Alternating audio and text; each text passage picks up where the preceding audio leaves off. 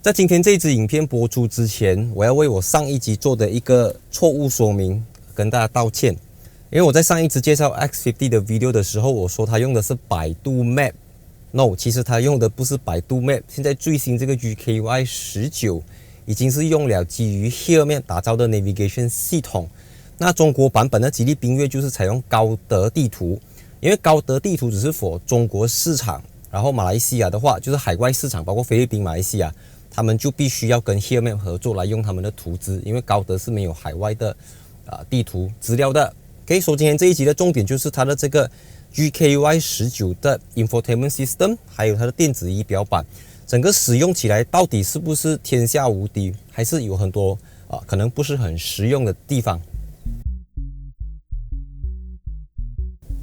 首先 Premium 和 Flagship 都采用了这个 10.25 寸的 1920x720 高清萤幕。所以它的这个主要界面这边它有非常多的功能。第一个就是 Weather， 因为这辆车子是内建 4G SIM 卡的，所以它能够自己上网连接查询这些天气。再来就是它有这个 Voice Command， 其实这个 button 你是不能够按进去调整说 Voice Command 你要中文还是其他语言，没有。Proton X70 或者 X50 目前只提供英文，所以你按过去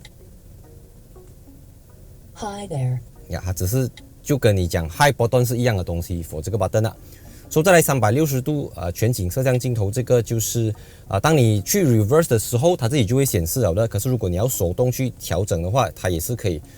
再来就是今天这一集要特别 focus、特别强调的这个 QD Link 功能，它其实就是 Phone Link 的功能，就是可以将手机的东西投影在这个荧幕上面。因为在上一集我讲它没有 Google Map、没有 Waze 的时候，有观众都留言说：“哎，你怎么可以这样讲？它不是有 Google Map、有 Waze 吗？”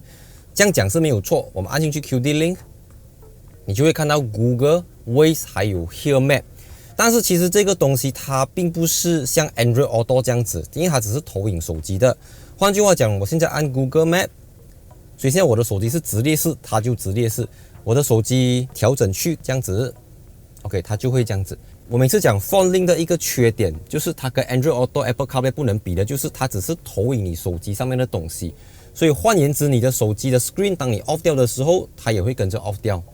如果你用 Android 的话啦，它是能够双向的，就是你可以透过这边，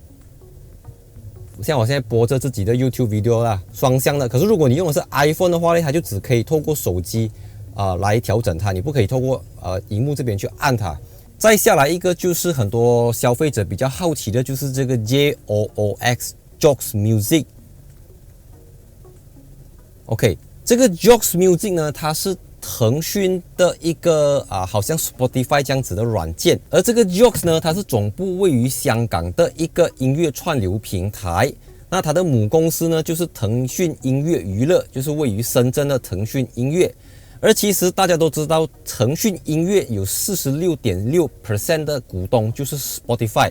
所以我们可以讲这个 JOOX 是 Spotify 的竞争对手。不过其实他们也是亲戚关系来的。所以这个东西你在新车的时候它是不给你的，你必须去 download 这个 JOOX 的 apps。你注册了所有东西过后，它就会给你一个 QR code， 你就 scan 那个 QR code， 你就可以把手机的 JOOX 就是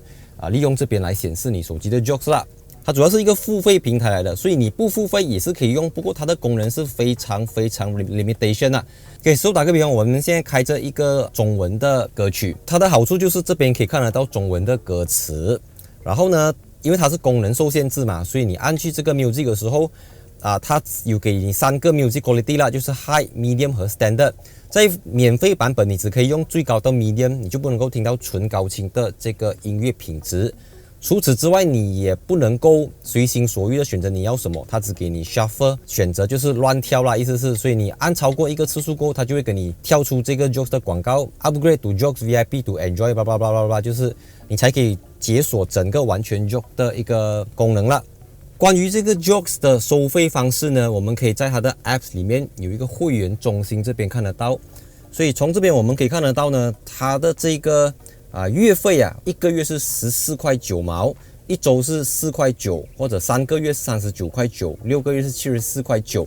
所以我的结论就是，如果你用的是免费的 Jocks 的话，它就真的是功能很受限制，限制到你有点 back check 啦。一般上我 click 到 setting 的时候，我都会 expect 它像 Mazda 或者像 BMW、像 Mercedes 这样子。可是呢，它这边只能够调整一些非常基本的东西，像你的headlight delay off， 就是你车子关了过后，你的大灯要亮着多久。Step D 这边呢，就是主要是可以给你开关 blind spot monitoring。再来 Comfort 这边的功能也是麻麻的咯，就是auto fold door mirror 等等。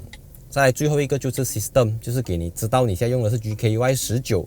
然后就跟手机一样啦，你用的是 Android 或者 iOS， 你都要定期去 check update 看它有没有最新的版本。所以再来 Storage 这边你可以看到，其实它整个这个系统是基于 Android 的，所以一样的跟你的 Android 讲就讲了，它都是32G， 现在已经用了 27.46 个 GB。所以我现在进入这个Proton Link 的 App 这边 ，OK， 就是我事先已经 log in 了啦，所以它这边就会显示我的车牌。还有我的油还可以走多少，再来就是我的 data 还剩下多少，所以现在我的这一辆车它是还剩下973 MB， 我按下去 4G data package， 这边就会让我选择要不要 top up 啦，就是1个 G 是8块钱，3个 G 是21块钱，5个 G 是30块钱。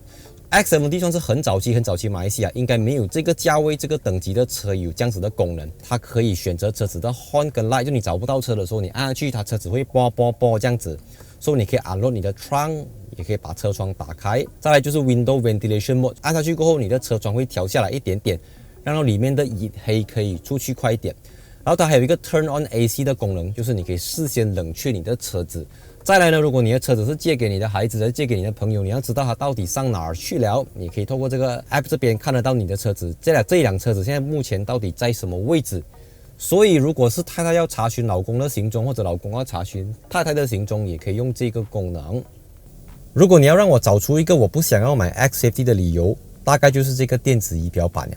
就像我之前介绍 BMW 的车款的时候，我有讲过，我最不喜欢这种多边逆时针的 RPM 转速表。然后它虽然可以透过不同的驾驶模式去切换它的 pattern， 但是 Eco 和 Normal 之间的差别不大。我们现在 Eco，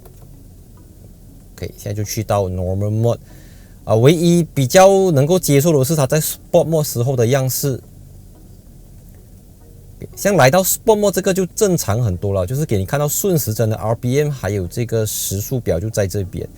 所以还有另外一个东西我比较不喜欢的，就是它的这个方向盘上面的 button 跟这个荧幕的操作是就跟 X70 一样，不是很容易上手，你需要花很长时间去适应它。首先你要按下那个一个 button， 过后它就会出现一个车的 logo， 然后你再往左右去调整这个东西。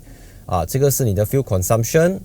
主要就是在这个功能这边因为这个地方呢，你可以调整非常多东西。像第一个 vehicle 这边，它有 AEB， 就是全方预防碰撞自动刹车系统。OK， 然后它不好的是它并没有一个按键可以让你马上出去，你必须要滑到最下面 return 才可以回到这边。然后 cruise control 这边就分成 adaptive cruise control 和 intelligent cruise control。intelligent cruise control 就好像 Volvo 的 Pilot Assist 了。LKS 就是 Lane Keep Assist， 所以这边它有各种选择啦，所以你不要它跟你拉回来，你只要它出声音，你就可以这边自行调整。再下就是我上一支 video 有讲过的，就是调整方向盘的软硬 Comfort、Normal 或 Sport。值得一提的就是它这边是可以选择 Language 的，就是你可以选择语言，像英文，这个应该是俄罗斯吧、西班牙等等的，还有葡萄牙等等。所以最上面你会发现到它有中文，但是呢，当你切换去中文过后，它只会在这个电子仪表板这边显示中文，你出去刚刚那个 10.25 寸的荧幕，它还是英文的返回。OK， 所以现在所有东西就变成中文的了。左边的拨杆有一个 Trip 的 button， 你按下去过后，它这边还可以在中间切换，像驾驶时间、平均车速、胎压监测仪器，还有总行驶里程、平均油耗等等，你都可以透过这边调整。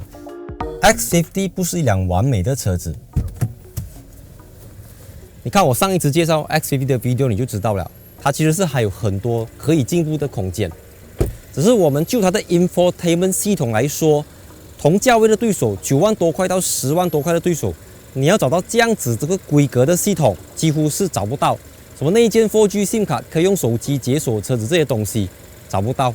再来撇开它的 infotainment 系统不谈，我们说 SAE Level 2全速域的自动巡航系统等等，它绝对是打包所有同价位同级别的对手，这个是毋庸置疑。毫无疑问一点悬念都没有的。可能你看我上一支 video 你就知道我对它的一些地方有很多的意见，可是我要讲的是，如果你花9万多块或者你花10万多块买到 Proton X50， 它绝对没有 overprice， 它绝对可以让你值回这个票价。